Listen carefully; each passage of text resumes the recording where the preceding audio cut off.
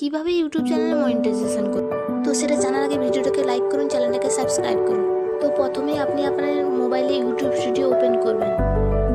YouTube studio open করার পর নিচের দিকে dashboard, content analytics, community and earn option আছে।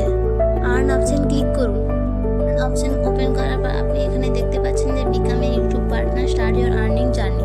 এর থেকে বোঝা যায় যে আপনি আপনার ইউটিউব চ্যানেল কীভাবে আর্ন করবেন।